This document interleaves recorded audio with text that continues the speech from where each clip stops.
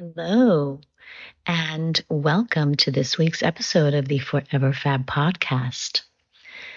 So, about a few days ago, April 14th, 2025, Blue Origin launched a flight crew, and it happened to be the first all-female crew into suborbital space. These women were in suborbital space for 11 minutes, and the crew included a number of women who we all know. Interestingly enough, I just have to say that one of the women aboard that mission was Aisha Bowe. And blast from the past, pun kind of sort of intended, she was a guest on the Forever Fab podcast. Just as a reminder, I'll let you know, if you don't already, who Aisha Bowe is. So from the Wikipedia page, she's a Bahamian-American aerospace engineer and STEM advocate and entrepreneur. She's the founder and CEO of STEMboard, which is a technology company, and Lingo, an educational tech company featuring tutorials and online resources for teaching students tech. Now, according to the Blue Origin Instagram page, Aisha Bowe is a former NASA rocket scientist, entrepreneur, and global STEM advocate. She is the CEO of STEMboard, an engineering firm twice named to the Inc. 5000 list, and she is also the founder of Lingo, an ed tech company aiming to equip 1 million students with essential tech skills. So, in honor of Aisha and the women who traveled to suborbital space with Blue Origin, we at the Forever Fab podcast are going to re-air Miss Aisha Bowe's interview over a year ago. Thank you for listening and enjoy. The purpose of this podcast is to educate and inform. It is no substitute for professional care by your doctor or your qualified healthcare professional. Never disregard or delay professional medical advice because of something you've heard on this podcast or in any linked material. Guests who speak on this podcast express their own opinions, experience, and conclusions. Dr. Shirley neither endorses nor opposes any particular opinion discussed on this podcast. The views expressed on this podcast have no relation to those of any academic, hospital, practice, institution, or other entity with which Dr. Shirley may be affiliated. Welcome to Forever Fab, the podcast on fashion, the art of living, and all things beauty. This podcast is curated by Dr. Shirley Madhere, MD, as the definitive source of holistic wellness through beauty.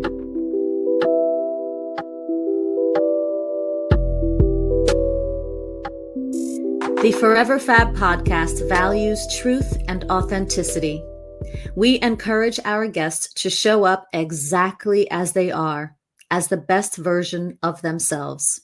Please note, this podcast episode contains adult language. Thank you and enjoy. This week's episode is dedicated to reaching for the stars. And the topic of this interview is Mission Possible. Launching your dreams and landing among the stars. Welcome to my interview with Aisha Bowe. Aisha Bowe is a Bahamian-American aerospace engineer. Yes, she's a rocket scientist. She's also an entrepreneur and founder of a technology company. She grew up in the United States in a working-class family. Her father immigrated from the Bahamas and was a taxi driver in Ann Arbor, Michigan. Although her high school guidance counselor recommended that she become a cosmetologist, her father urged her to take a mathematics class at her local community college. That she excelled in math allowed her to transfer into engineering programs at the University of Michigan. At the university, she completed her undergraduate degree in aerospace engineering in 2008, then earned a master's degree in space systems engineering in 2009. Bowe worked at the Ames Research Center, a major NASA research center in the Flight Trajectory Dynamics and Controls branch of the Aviation Systems Division. She joined the Flight and Fluid Mechanics department and assisted in the development of algorithms in support of air traffic management. While at NASA, she also served as liaison to the Mathematics, Engineering, Science Achievement Program, mentored students, held interview workshops, and led NASA site tours. Currently, Aisha is founder and CEO of STEM Board, a company that solves technology challenges for government and private sector clients. She is also the creator of the Lingo coding kit, which teaches hardware and software design. Aisha's accolades are numerous and include Entrepreneur of the Year by the Black Data Processing Associates of Washington, D.C., Outstanding Alumni Award, Department of Aerospace Engineering at University of Michigan, Inc.'s 5000 2020 list of fastest growing companies, U.S. Women's Chamber of Commerce Emerging Star Award, Silicon Valley's National Coalition of 100 Black Women in Technology of the Year Award, NASA's Engineering Honor Award, and NASA's Equal Employment Opportunity Medal, among so many other achievements and accomplishments. Aisha is an international speaker, entrepreneur, certified scuba diver, fashionista, and mountain climber. She climbed Mount Kilimanjaro. She joins me today via StreamYard to discuss her journey and what excites her about her future. Welcome, Aisha. Congratulations on all your success, and thank you for becoming a beautiful member of the Forever Fab community. Aisha, thank you so very much for joining us today on the Forever Fab podcast. I'm looking forward to this conversation. Thank you. I cannot wait to get into it. Okay, so let's get right into it. First question. What early experiences in life, whether at home, at school, or otherwise, led you to a career in science? Wow. I wish I could tell you I thought I was going to be here. No, I did not. I would say the earliest experiences that led me to a career in science were negative ones. I was constantly facing negative feedback, shall we say, people who were not optimistic about future career prospects, who basically said, hey, I don't think you're going to grow up to be much of anything. And were really strongly convicted about that. And when I look back on middle school and high school, I just feel a lot of pain around those early years because I felt like I was bigger than the moment and what was going on, but I didn't really have the tools or the resources to express it. It wasn't until I was 18 and I was in community college. So I was, spoiler alert, not voted the most likely to succeed in high school. I was misguided and unmotivated. I ended up in community college and I just found this wonderful environment of people who were patient, who were supportive, of other people who didn't necessarily know what they wanted to do or who were returning to school, or some of whom were transitioning to a new career after exploring the first one and maybe not enjoying it. And I really found my stride there. And it was over a series of years. It wasn't one of those overnight success things, but I built a sense of confidence and direction that ended in me obtaining 2 degrees in aerospace engineering from the University of Michigan after starting off at Washtenaw Community College. Wow. I just think that, hearing your story about pain and frankly, just flat out adversity, I can completely 100% relate to that. I had read in your bio that part of that negative experience was a guidance counselor telling you that you should go into cosmetology or being an esthetician or a facialist, whatever you call it. And there's absolutely nothing wrong with those industries. I happen to work with estheticians and facialists all the time. However, that she would have relegated you to something because of career, because she didn't think, or he didn't think much of you. I've experienced that kind of adversity and negative feedback, not only in high school, but throughout my career in plastic surgery. So I relate to you and I applaud you for what you said. And I'll quote you, I felt like I was bigger than the moment. So despite your adversity, you knew yourself and you knew what you were capable of, and your parents knew what you were capable of. So I think that community college is where you found community, and it was meant for you to be there to a certain extent. I guess, we thank those haters, right? Isn't there a rap song about thanking your haters? Yeah. Okay, I'm not that hip, so I don't remember the name of it, but I still feel it. Okay. Now, do you feel, yes. I think there's a lot of truth to that. I think that, I meet a lot of entrepreneurs now who may feel that they would prefer to be criticized less. And I have to tell them, if you don't have at least one or two haters, you're doing something wrong. Mm. Yeah, it's a tough road to travel, and it's really difficult to navigate because you want the feedback. You want, yes, you don't have to be great, but you are good enough. But when it teeters on the edge of you're not even good enough, when you know that you are, it's really challenging. Do you feel that growing up as a Caribbean American imparted any particular values on whom you are today? That's an interesting question. I Thank often you. feel that, like, you're good enough when you say you're good enough. And I Mm-hmm. think that's a distinction that people don't learn early enough in life. I spent way too many years hoping that people would recognize me, hoping that they would appreciate my work. But the moment that I decided to take that power away from them, to say, Yes. I am going to validate myself, and I'll just Yes. wait for you to catch up. And if you do, then good. If you don't, then fine. My entire world opened up. And that's a Yes. lot of where I've started to branch into the Caribbean and do more, because I saw the level of effort. My father came to the US from the Bahamas, and he was pursuing an engineering degree. He was Mm-hmm. pursuing more opportunity, more social mobility, and had a desire to bring some of that knowledge back to the country from which he came. And he worked so hard to make that happen. And I was looking at my career and my life, and I was saying, you know what?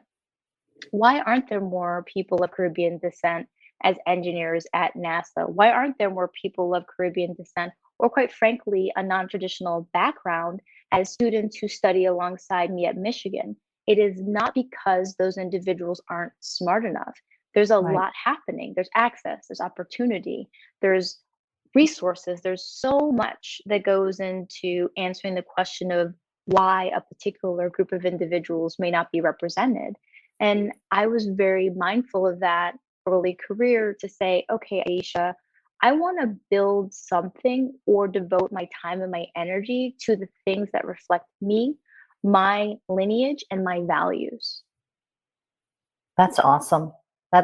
It sounds as if when you came to that space, to that realization of sort of reclaiming your inner goddessness, right? Reclaiming your mojo, that you reclaimed, or you rediscovered that you are self-approved, and that self-approval, it led to your self-validation, and that self-validation led to your self-empowerment.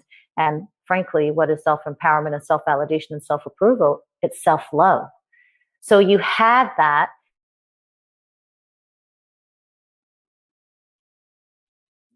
I think she disappeared. In the moment. Dr. Shirley? Would you say that the adversity from the people outside? Dr. Shirley, could you stop that? Go back to that question. Your Wi-Fi cut out. Oh, darn it. Which question? The same question about? Yeah, the same question. You cut out like right at the beginning. Oh, good. At least it was at the beginning. Sorry, Aisha. So okay, I'll do that over. Okay, I'll repeat that. It sounds as if you found that space of self-approval. And once you're self-approved, you feel self-validated. And once you're self-validated, you feel self-empowered. And frankly, I define all that self-approval, self-validation, and self-empowerment as self-love. So knowing that you had that, and you were surrounded by a community, your family, your friends, who believed in you and knew that you were bigger than the moment, would you say that the negative feedback from others and adversity from outside of your community, were those the biggest obstacles you had to overcome to achieve your goals? I would say that the biggest obstacle I've had to overcome is sense of self.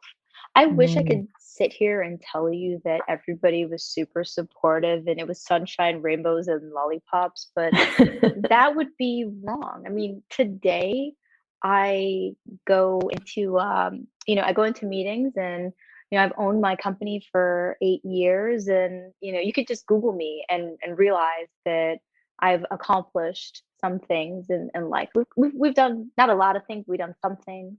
And I still get the, oh, yeah, right, you're a rocket scientist. Ha ha, he he, ho ho. And I'm like, I'm awake. You can use Google. We'll come back. Right. So I think that what I recognized really early on was that people were projecting on me and my future limitations that placed on themselves. And if I Yes. really started to kick the tires on what they were saying, I would realize that they didn't actually have any data to back what they were saying to me. They just thought it was realistic or they thought it was likely and therefore it was true. And so I kind of was like, well, wait a second. So you're telling me that you don't think that I'm going to go to college and you don't think that I'm going to be successful and you don't think that I'm going to be able to, finish my undergraduate degree and go to grad school and all these things. But all of the things that people told me I couldn't do were things that I did do. So once that started to happen on a reoccurring basis, and I was like, ooh, that was a lie, or ooh, that was wrong, or ooh, that rule doesn't apply. Then I kind of started to say, well, what else are people telling me, or maybe telling others Yeah. that they think are truisms, but are actually just fluff? And why don't we as a society start kind of saying, hey, I'm not going to allow you to project your reality on my existence.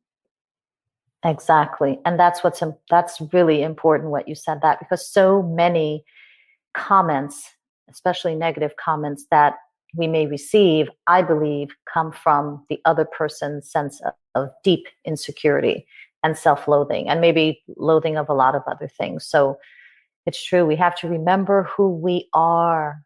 We have to remember who we are. And you remembered who you are. And so you achieved quite a position at NASA. What was the most exciting or game-changing experience for you while you were at NASA? I mean, that's so epic. I mean, oh my gosh. I'm serious. I was doing research on you and I like got on the floor. I was like, oh my God, this sister's amazing. It would be really difficult for me to mention just one thing that happened when I was at NASA. So I spent 6 years at NASA's Ames Research Center, which is Yes. the facility just south of San Francisco in Northern California. And I worked Is that at initially. Moffett Air Force Base? Is that at Yep, Moffett somewhere? Yeah, okay. it's Moffett Field in Yeah, Moffett NorCal. Field. Got it. And I started off working on small spacecraft, so satellites the size of a shoebox. I spent a couple of years doing that, and then I went into aircraft trajectory optimization, which never comes up in bar talk, but it's basically the routes that commercial aircraft take as they transit through the National Airspace System every day. And Well, I'll you'd tell be you, surprised. I travel extensively and it actually comes up in my bar talk. Just not the technical details that you know about, but I'm so nerdy when it comes to things like that. But yes, go on. Yes, trajectories. Yes. awesome. So, I've I've met astronauts, I've met global leaders. I've had a chance to travel around to the different NASA facilities and see fully constructed, mock-ups of parts of the International Space Station. And I think for me, one of the more powerful experiences occurred the first week that I was there because there was this sense of, oh, wow, you for years, for about 6 years, I wanted that moment. I prayed for that moment. I worked for that moment. I hoped for that moment. I told other people that I was going to be at NASA and they laughed at me and I knew I was going to end up there. And to actually be there felt surreal. And it was also one of those, okay, well, you've made it here. You are now 23 years old. Now, what are you going to do? What's Right. going to be your next big moment? And so it was really a, hey, Aisha, you got to level up. You've accomplished something that most people thought was not possible of you. And now it's up to you to redefine what what your dreams are and how you're going to push yourself to the next level. So, given that and all that you've accomplished so far, what would you say are the achievements that you are most proud of so far? Because I know so much more is coming from you. I think I'm just getting started. I'm just sort Yes, of you figuring are. out how to navigate in this space that's solely driven by my intentions. And when I Yeah. say intention, what I mean is being intentional about how I want to spend my time or what it is that I want to create. Because early in my career, I was very focused on, okay, how do I play the corporate America game, right? How do I Hmm. become a award-winning NASA researcher? How do I figure out how to elevate my career and get promoted? But once I left that and I transitioned into running my own company, my focus has been on impact as well as scale and growing organizations to seven figures and figuring out how I can then influence the next generation of leaders.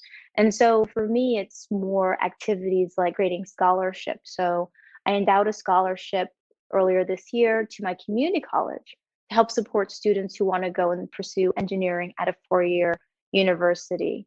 That to me, like that's core to how I spend my time.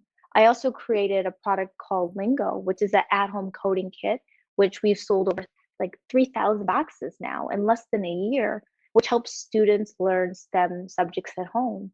And I'm proud to say we have a lot of socioeconomically disadvantaged students who are part of upward bound programs or who are in other federally funded initiatives that are learning computer science at home when they would not necessarily have had those courses in their schools, right? So I've really kind of said, all right, Aisha, now that we've gotten some of the fundamentals down about creation and we're okay, like I'm okay being unpopular, I'm okay having people criticize what I think and how I feel, I'm okay not knowing how I'm going to do something, just knowing what it is that I want to do.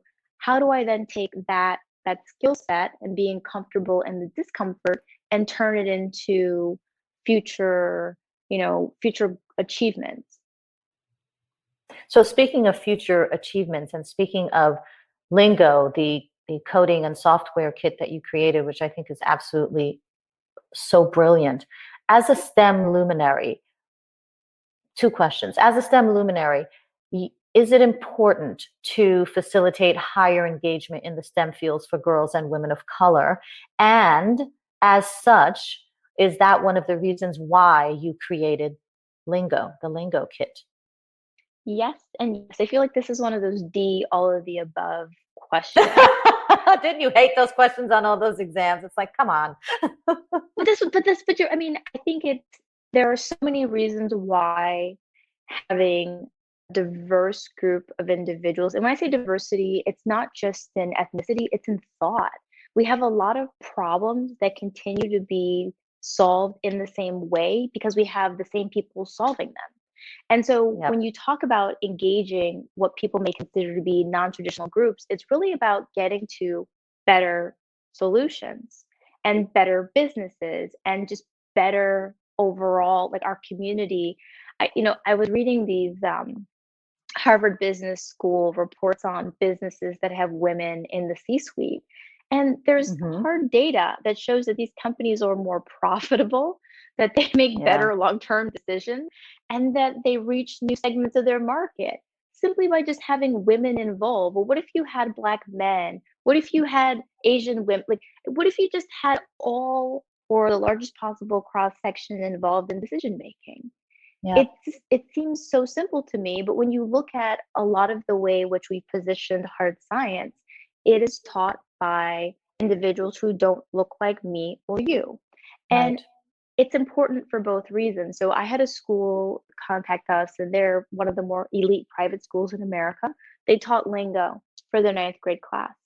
And one of the things that I thought was so powerful about their feedback is they said, hey, we're the traditional set, we are a well-respected institution that is mostly Caucasian males who attend. And what was great for us was that they got to learn computer science from a Black woman. So while they may not have them in their classes, it starts to normalize who they think are in the field, right? Like maybe they won't look so strange when, at somebody that they're working with, when they don't look like them because they've seen these videos and they've done these activities and they've seen that there are other people who represent the field that are out there. In the same, we have little boys and girls who are people of color who watch our videos and they're like, hey, there's somebody that finally looks like me.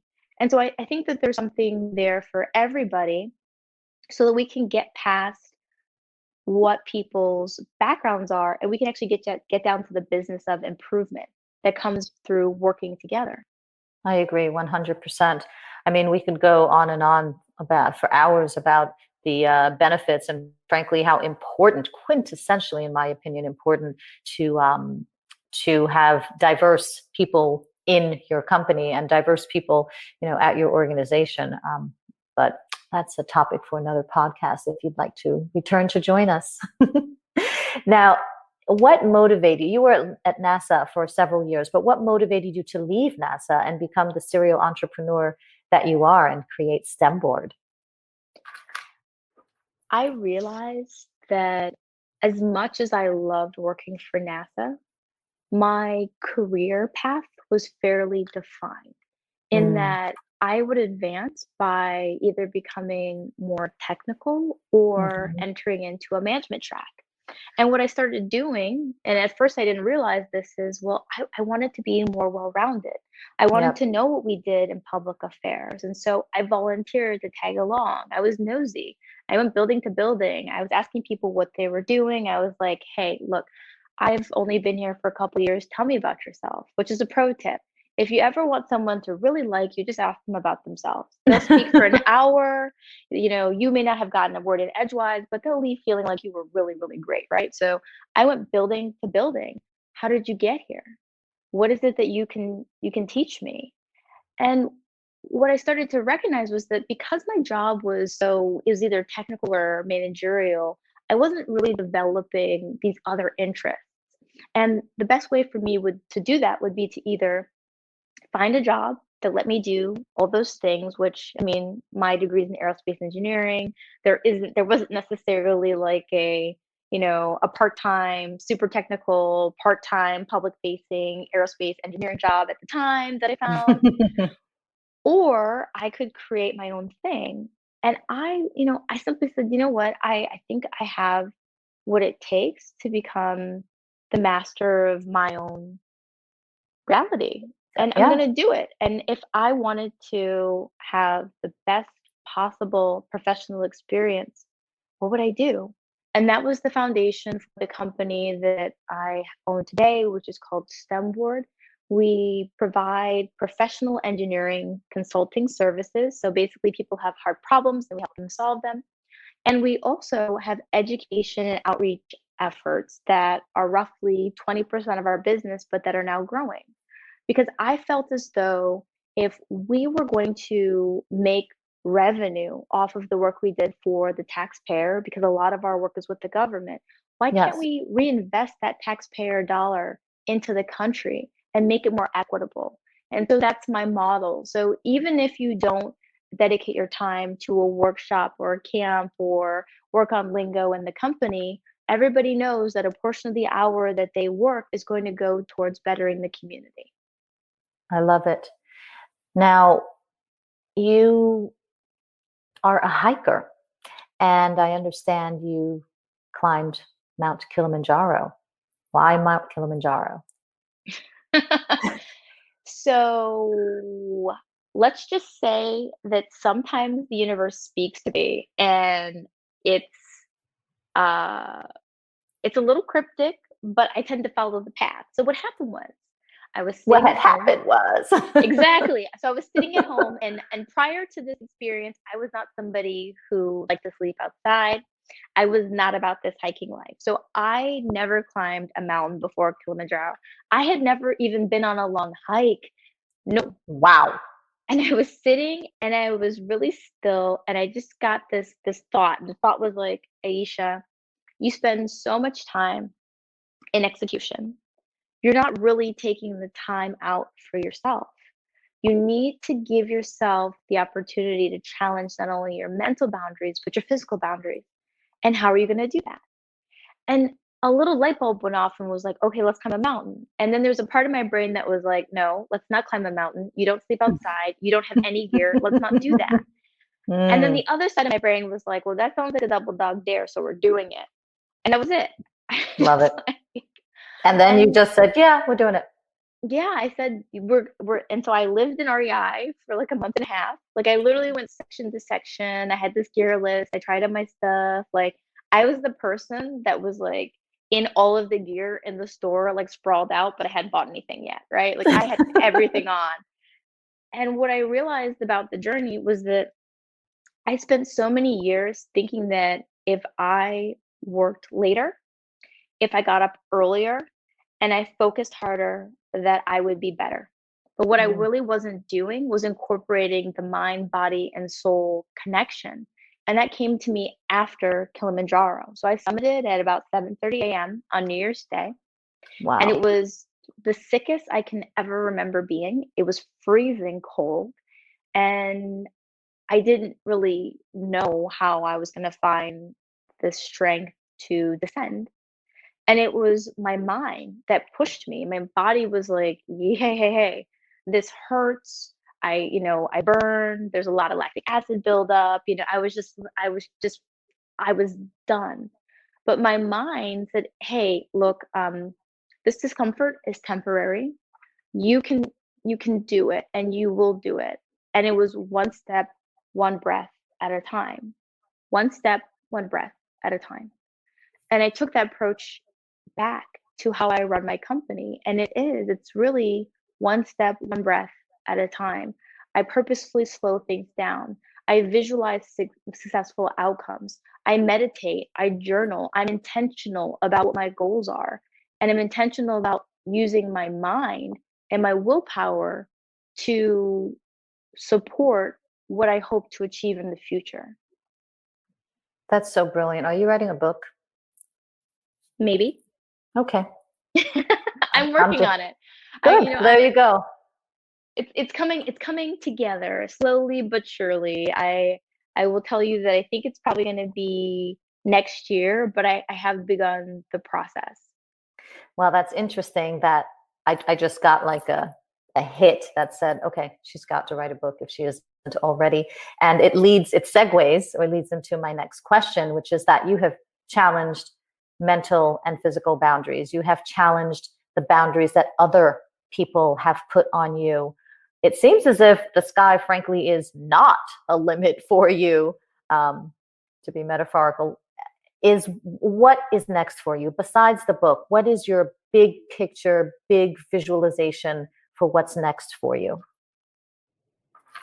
What's next for me is to become an astronaut. I've been toying. Because I was going to ask that question. Yeah, there's a list of things that I haven't done because I've been too afraid to do. And I will tell you that I was out giving a motivational speech the other day, and I was like, Aisha, this is your thing, right? Like you should have applied to the astronaut corps, you didn't.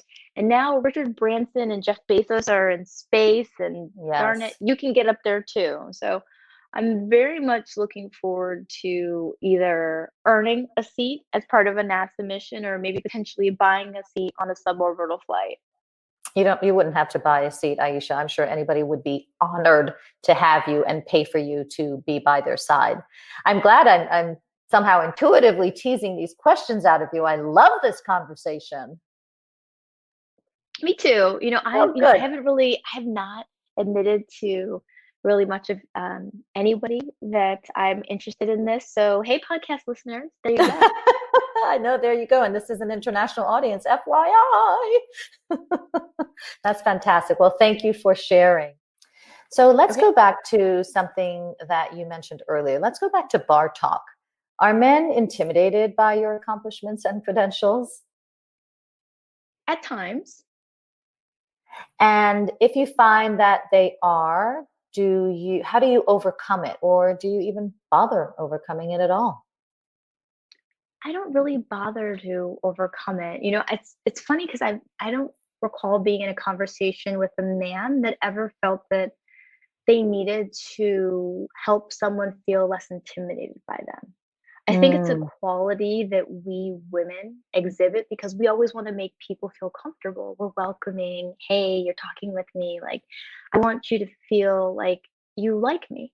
But I'm past the point in many respects of caring because it is what it is. And so if in some way my responses have made you feel insecure, that is really something that the other person needs to deal with.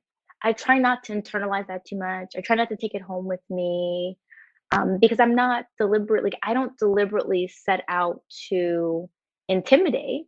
It may just be something that happens in conversation. And really, I want to be around people who don't feel intimidated, who I don't feel like I need to, like cater to in a certain way.